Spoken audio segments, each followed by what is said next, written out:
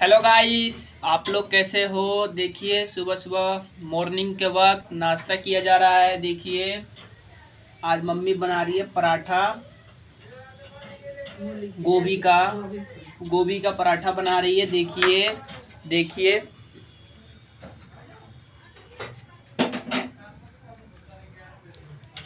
दिखाते हैं आपको, देखिएगा थोड़ा। देखिए मम्मी क्या बना रही है। देखो मम्मी हंस रही है, मम्मी मजाक में सोच रही है कि वीडियो नहीं बना रहा है। देखिए आज मम्मी बना रही है। देखिए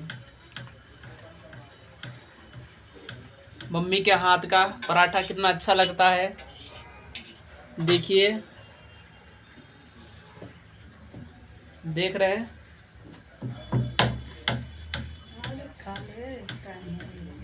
मम्मी बोलिए टाइम हो गया है ड्यूटी जाने के लिए। ठीक है, फिर मिलेगा नेक्स्ट वीडियो में। ऐसे ही लाइक सब्सक्राइब बरसाते रहिए और हमको प्यार करते रहिए। ठीक है, गुड बाय।